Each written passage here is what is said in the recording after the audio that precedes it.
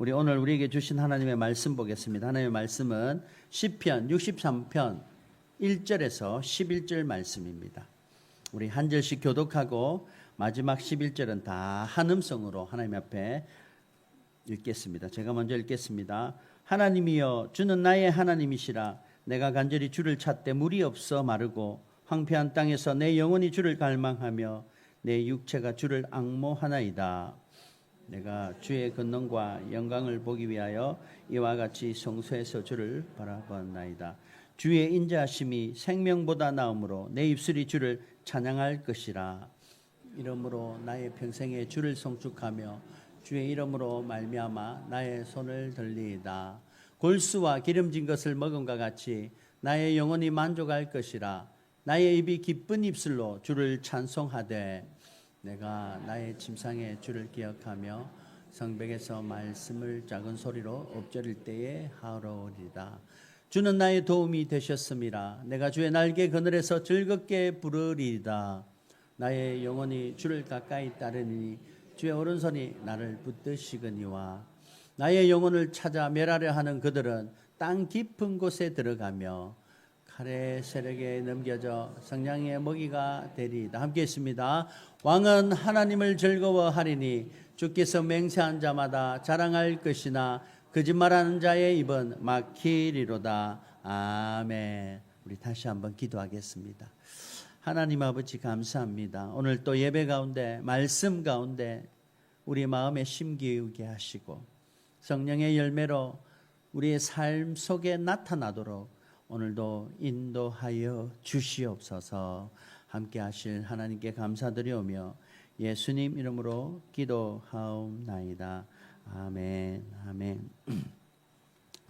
사람은 누구나 끊임없이 뭔가를 찾고 갈망을 합니다. 조용필의 칼리만제로라는 노래, 표범이라는 노래 아시죠? 표범이 그 칼리만자로의 산에 빙하가 오고 눈이 오는데 끊임없이 올라가는 내용입니다. 꿈을 쫓아 살아가는 노래를 한 거지요. 그런데 결국 얼어 죽는 표범의 모습을 그 노래에 나타나고 있습니다. 우리 인생도 뭔가 끊임없이 갈망하고 찾아가는 게 우리의 인생입니다. 사랑을 찾아, 때로는 돈을 찾아, 경제를 찾아, 권력을 찾아, 젊은이들은 성공을 찾아 나아가는 모습. 또 어른들은 자식들의 평안함이 되기를 갈망하면서 뭔가를 끊임없이 갈망하는 인생 속에 우리 인생이 그 길을 벗어날 수가 없다는 거죠. 누가 그러더라고요. 머리를 깎으면 하루가 기분이 좋다고 그러더라고요. 그리고 새 옷을 사면 일주일간 입을 때 기분이 좋다고 그러더라고요. 그리고 차를 사면 한 달이 기분 좋다고 그럽니다. 그리고 집을 사면요. 새 집을 사면 1년이 기분 좋다고 그러더라고요. 그런데 왜 시간이 그거밖에 안 됩니까? 왜 그렇게 했습니까? 우리의 만족의 시간은 금방 익숙해져 버립니다. 그래서 더 많은 자극과 더 많은 쾌락을 얻기 위해서 점점 강도를 높이다가 약까지 먹게 되는 거죠. 그러나 하나님을 갈망하고 하나님을 사모하고 하나님을 품는다면 우리의 삶은 점점 더 기쁨으로 나아가게 될 것입니다. 세상의 기쁨은 금방 지나가고 금방 익숙해져 버립니다. 그러나 하나님을 우리 안에서 우리 삶 가운데 누린다면 영원토록 그 기쁨을 누리게 될 것입니다. 오늘 다윗의 고백인데요. 다윗은 광야에서 주의 인자하심이 생명보다 나음이라고 고백을 하고 있습니다. 프랑스의 기독교 사상가 파스칼은요, 오늘 다윗의 이 마음을 알고 있는지 이렇게 고백합니다. 인간의 마음 속에는 하나님만 채울 수 있는 공간이 있다라고 이야기합니다. 그렇습니다. 인간이 살아갈 때 명예와 권력과 모든 것을 가졌도 그 마음속의 허함은 하나님 외에는 채울 수 없는 게 인간이기 때문입니다. 그래서 다윗이 광야에서 깨달은 게 바로 그 고백이죠. 내 영혼이 주를 갈망하며 내 육체가 주를 앙몽하나이다 라고 고백하고 있습니다. 오늘 이 시편 63편의 시편은 인생의 갈증에서 오직 하나님 한 분만으로 채워주는 그 은혜를 깨달은 다윗이 고백하고 있는 겁니다. 오늘 이 유다 광야에서 표제를 보면 유다 광야에 있을 때라고 지은 시인데요.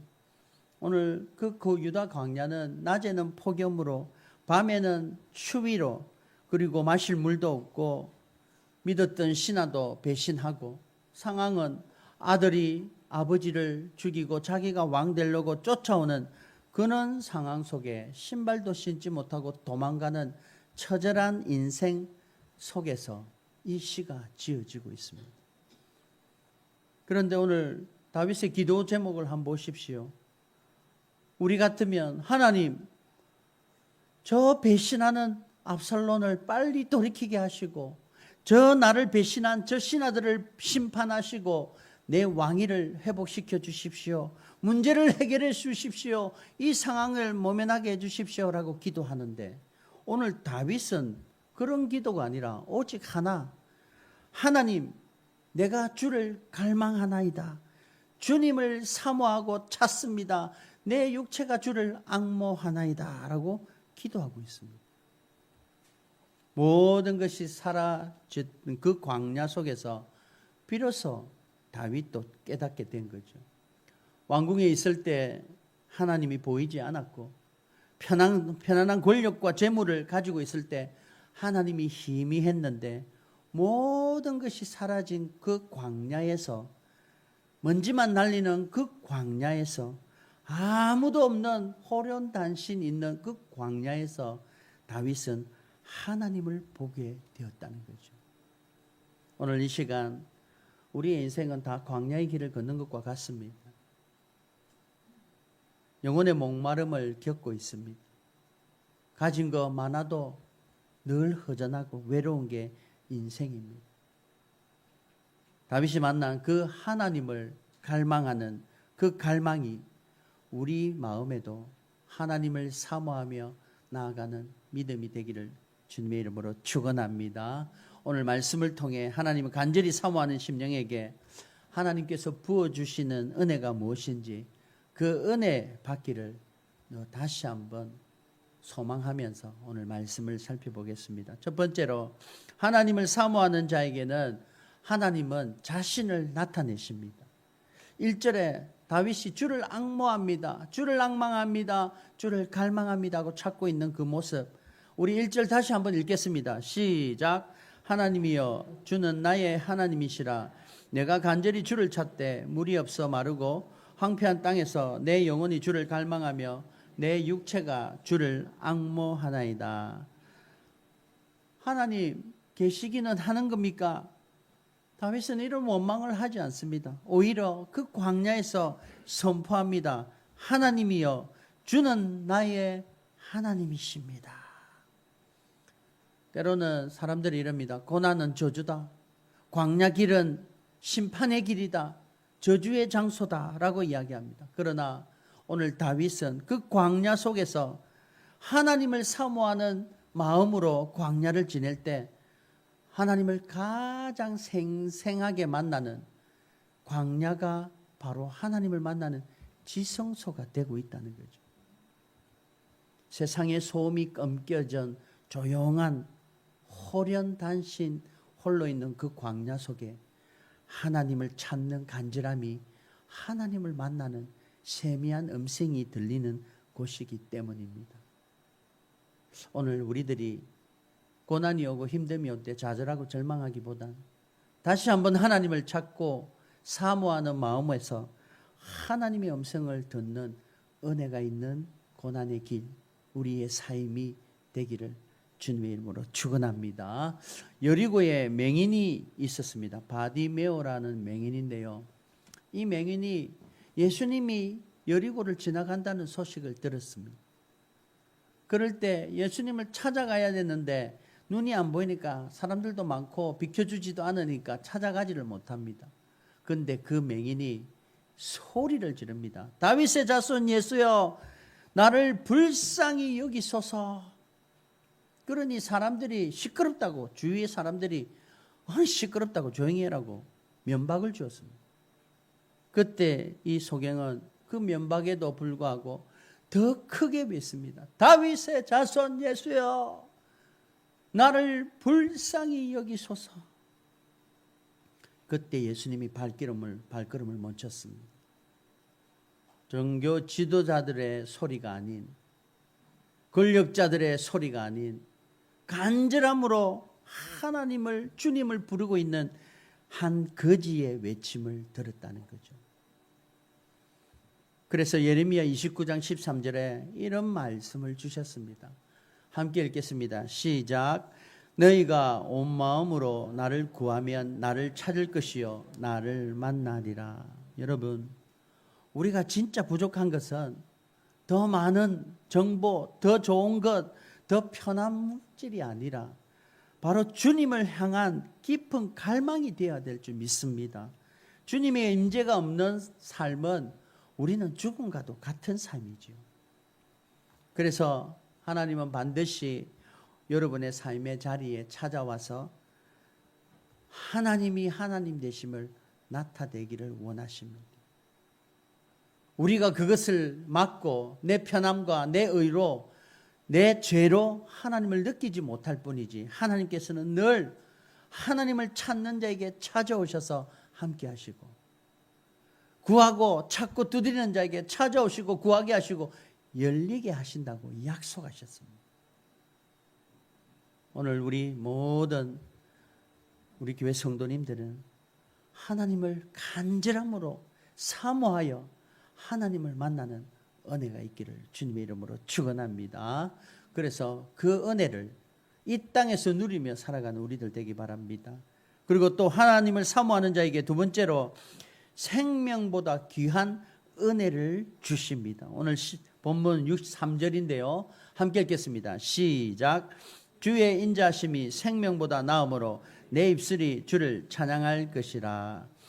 다윗은 지금 자기의 목숨을 구걸하러 도망을 치고 있습니다. 신발도 신지 못하고 광야로 도망가고 있는 상태 속에 육신의 생명보다 하나님의 사랑이 더 귀하다고 고백하고 있는 거죠. 오늘 저기에서 주의 인자하심 할 때 인자는 원어를 보면 헤세드입니다. 주의 인자하심 하는 저 헤세드는 우리가 그냥 하나님의 사랑과 좀 다릅니다. 특별히 저 헤세드라는 인자하심은 하나님이 우리와 언약을 맺으시고 그 언약으로 사랑하시는 사랑을 표현할 때 헤세드라고 이야기합니다. 오늘 하나님이 우리를 찾아오셔서 우리와 언약을 맺어주셔서 우리를 언약 백성으로 삼아준 줄 믿습니다.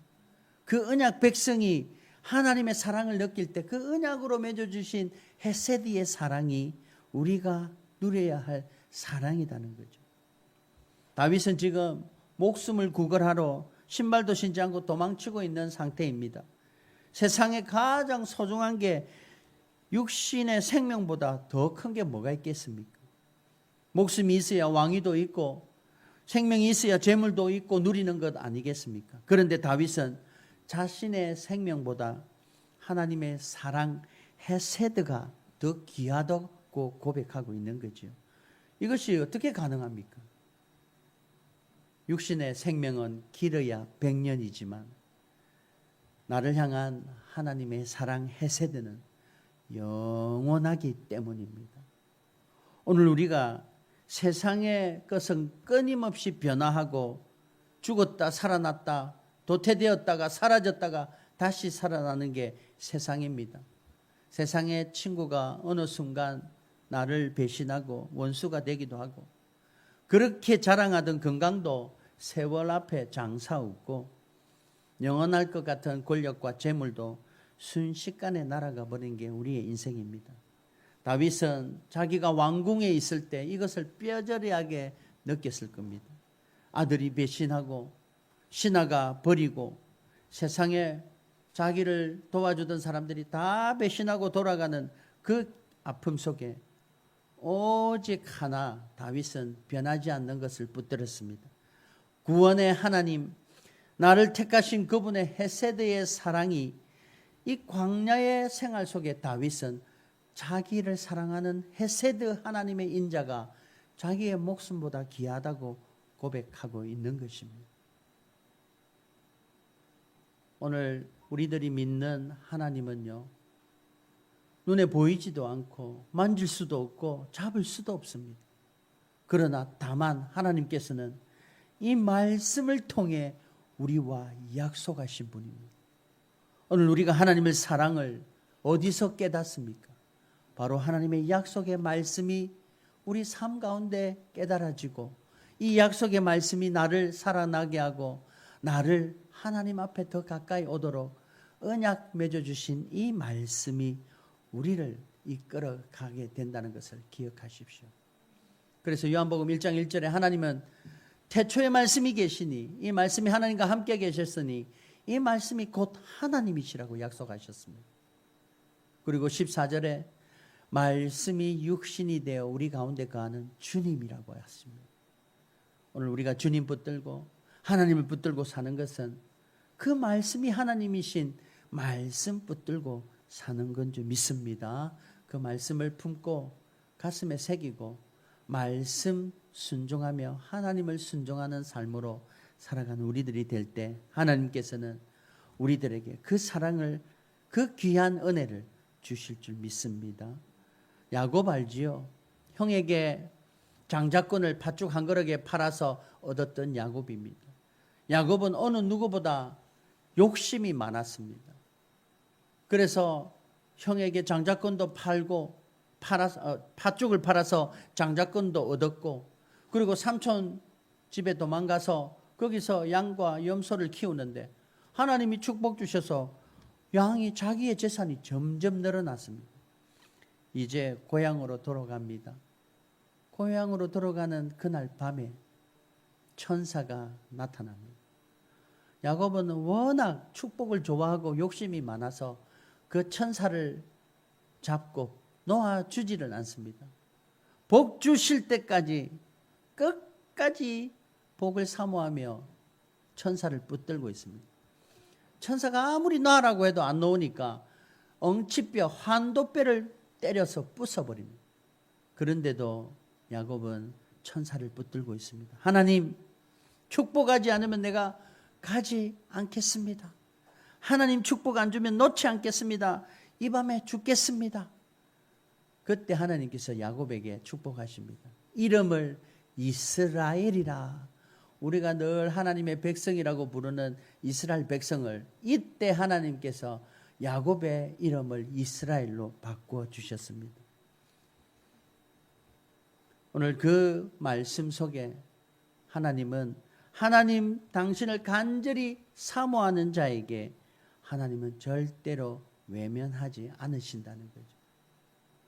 그래서 말씀으로 확정하신 말씀을 주셨습니다. 로마서 8장 38절 39절인데요. 이 말씀이 우리의 고백이 되도록 함께 읽겠습니다. 시작.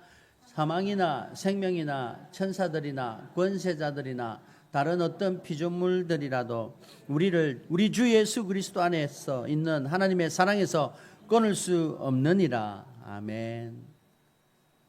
세상이 하나님의 사람들을 감당하지 못하는 이유가 저 이유입니다. 어떠한 세상의 피조물로도 하나님 사랑 안에서 예수 그리스도 안에 있는 하나님의 사랑에서 끊을 수 없다고 약속으로 말씀해 주셨습니다. 바로 이 하나님의 사랑을 다윗은 자기 생명보다 더 귀하게 여긴 사람이었습니다. 오늘 우리가 다시 한번 하나님의 사랑을 사모하면서 하나님 사랑을 내 생명보다 더 귀하게 사모하면서 하나님 붙들고 살아갈 때 하나님께서 때가 되어 우리와 함께 그 사랑을 누리며 살아가게 될 줄 믿습니다. 세 번째, 하나님을 사모하는 자는 하나님께서 만족하게 하십니다. 오늘 5절인데요. 함께 읽겠습니다. 시작. 골수와 기름 진 것을 먹음같이 나의 영혼이 만족할 것이라. 나의 입이 기쁜 입술로 주를 찬송하되. 아니, 다윗이 있는 곳은 먹을 것 없는, 마실 물도 없는 유다 광야입니다. 광야에 도망올 때 비상으로 준비했던 거친 떡 몇 조각이 있겠지요. 그런 광야 속에 다윗은 최고급 잔치상을 골수와 기름진 것을 마음으로 누리면서 나의 영혼이 만족할 것이라고 노래합니다. 어떻게 이게 가능하겠습니까? 그것은 바로 만족의 근원은 이 세상의 환경이 아니라 바로 하나님께 있기 때문입니다. 내 삶이 아무리 왕궁 같아도 마음에 하나님이 없으면 영혼은 굶주림입니다. 반대로 내 삶의 거친 광야일지라도 하나님과 함께 한다면 그 자리가 천국이 될 줄 믿습니다. 우리가 천국 가면 제일 먼저 뭐 하겠습니까? 지금 하나님, 보이지 않는 영이신 하나님을 예배하고 찬양하는데 저는 천국 가면 하나님을 눈으로 목도하면서 손뻗으며 하나님을 손잡고 안으면 하나님을 안을 수 있는 자리에서 예배하는 게 천국입니다. 오늘 다윗은 삶이 거친 환경 광야일지라도 하나님과 함께 계신 그 자리가 천국임을 고백하면서 하나님을 누리고 있다는 거죠. 저와 여러분의 삶 가운데 이런 하나님이, 임마누엘 되신 그 하나님이, 자식 독생하신 예수께도 별명을 임마누엘로 지어주신 그 하나님이 오늘 우리 인생 가운데 함께하는, 이 땅에서 천국을 누리는, 맛보는 저와 여러분의 삶이 되기를 주님의 이름으로 축원합니다. 사모하는 자에게 은혜를 주십니다. 사마리아의 울목가의 여인을 우리는 압니다. 그 여인은 결혼을 6번이나 해서 남편이 누구냐 하면 몇 번째 남편을 말하느냐라고 할 정도로 굉장히 험난한 인생을 산 여인입니다. 그 여인이 울물에 물을 길러러 오는데요. 그 중동 지방에는 날씨가 얼마나 덥습니까? 그래서 아침 저녁에 또 오면 물 길기가 쉬운데 사람들이 그때는 물을 많이 길러 오니까 사람을 피해서 아무도 안 오는 정오에 햇빛 쨍쨍한 낮에 물 길러러 왔습니다. 그때 예수님을 만납니다. 예수님께서 그 여인의 목마름과 그 여인의 외로움과 그 여인의 아픔을 아시고 예수님께서는 이렇게 이야기하십니다. 내가 주는 물을 마시는 자는 영원히 목마르지 아니하리니 내가 주는 물은 그 속에서 영생하도록 솟아나는 샘물이 되리라. 예수님께서 이 물을 준다 그러니까 그 물이 어디 있습니까? 바로 내가 생명수다. 그러면서 자신을 메시아라고 그 여인에게 이야기합니다. 그 여인이 예수님과 만나서 그 예수님을 말씀을 믿고 그 여인이 변화된 게 뭔지 아십니까? 예수님을 만나자마자 그렇게 부족하고 그렇게 연약했고 그렇게 부끄러웠던 그 여인이 예수님을 만나자마자 만족하고 부끄러움도 없어지고 당당하게 동네로 달려가서 자기가 예수님 메시아를 만났다고 자랑합니다. 오늘 그 여인이 왜 그렇게 예수님을 만나고 자랑했겠습니까? 바로 예수님이 누군가를 분명히 알았습니다. 그 고백을 이렇게 합니다. 요한복음 6장 35절 예수님을 통해 이렇게 고백하게 하십니다. 함께 읽겠습니다. 시작. 나는 생명의 떡이니 내게 오는 자는 결코 줄이지 아니할 터요 나를 믿는 자는 영원히 목마르지 아니하리라. 여러분, 세상에 썩어질 양식을 구하는 일보다 더 우리의 영혼을 만족해 하시는 하나님을 사모하시기 바랍니다. 주님 한 분만으로 충분하다는 이 고백이 저와 여러분의 고백이 되기를 주님의 이름으로 축원합니다. 그리고 네 번째, 하나님을 사모하는 자는 하나님이 끝까지 붙들어 주십니다. 오늘 8절인데요. 함께 했습니다. 시작.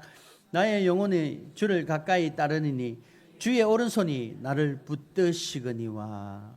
오늘 다윗은 주님을 가까이 따른다고 고백합니다. 그런데 바로 뒤에 내가 주님을 따라가는데 사실은 주의 오른손이 나를 붙들고 계셨다라고 고백하고 있습니다.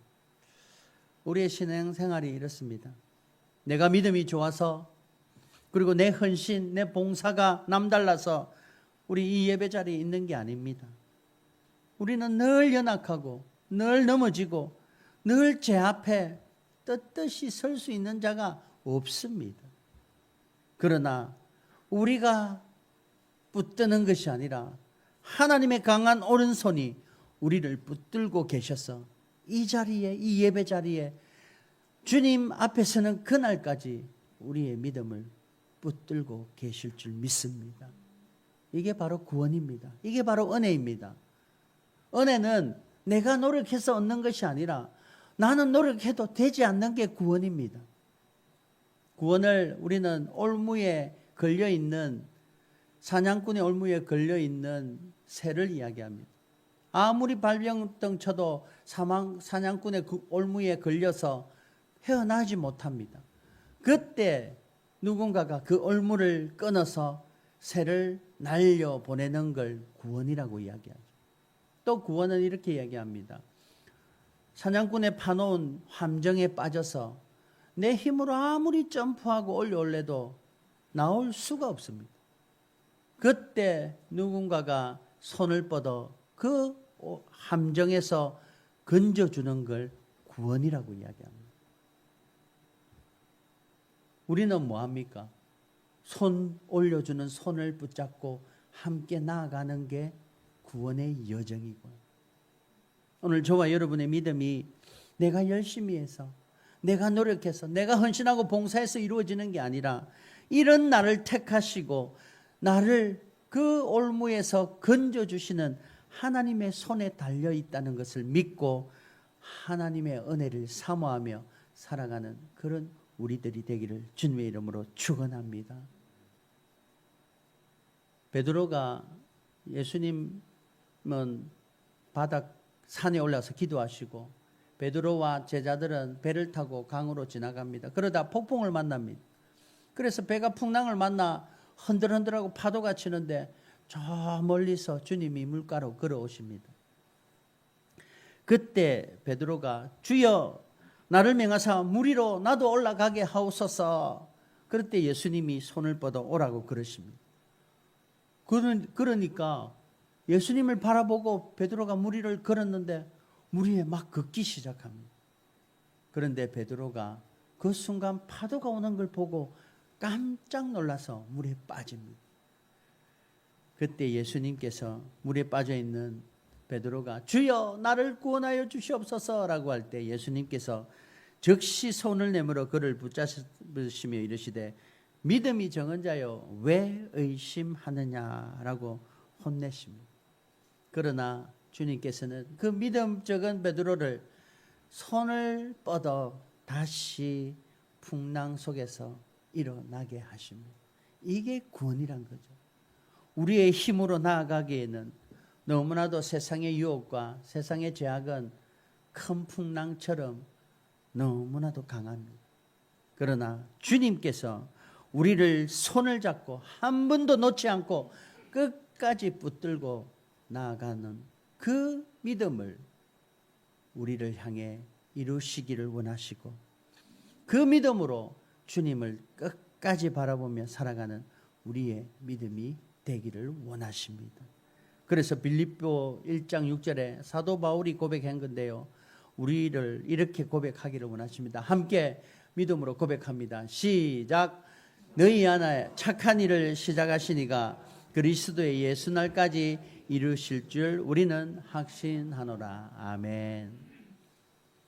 우리 속에서 그리스도가 예수의 날까지 이루실지를 확신하는 이 믿음으로 구원의 길을 걸어가는 성도가 되시기를 주님의 이름으로 축원합니다. 말씀을 맺겠습니다. 오늘 다윗은 마르고 황폐한 유다 광야에서 인생의 가장 귀한 보물을 발견했습니다. 화려한 왕궁의 그 막강한 군사와 재물도 아닌 바로 광야에서 하나님을 발견하고 그 광야에서 하나님을 사모하고 있습니다. 오늘 혹시 하나님보다 세상의 것을, 세상의 무언가를 더 사모하고 있다면 그것은 머지않아 우리를 배신하게 될 것입니다. 그러나 하나님을 사모하는 자는 결코 세상 속에서 부끄러움을 당하지 않을 줄 믿습니다. 하나님을 사모하는 자에게 하나님은 자신을 나타내 주시고 만나 주실 것입니다. 하나님을 사모하는 자에게 생명보다 귀한 변함없는 사랑, 헤세드의 사랑을, 언약을 맺어 약속하셨습니다. 하나님을 사모하면 거친 광야에서도 기름진 복으로 내 영혼을 만족하게 하시는 하나님을 만나게 될 것입니다. 우리의 손이 떨려 주를 놓칠지라도 끝까지 우리 손을 붙드시는 주님을 믿으시기를 주님의 이름으로 축원합니다. 오늘 말씀을 맺으면서 목마른 사슴이 시냇물을 간절히 찾고 갈급한 같이 오늘 우리의 삶 가운데 주님을 간절히 찾고 사모하십시다. 그럴 때마다 사모하는 자에게 주시는 하나님의 은혜, 그 은혜가 지금 이 시간에 여러분의 삶의 자리에서도 계속 있게 될 줄 믿습니다. 그 풍성한 은혜를 받아 누리며 광야에서 승리의 노래를 부르는 복된 성도님들이 되시기를 주님의 이름으로 축원합니다.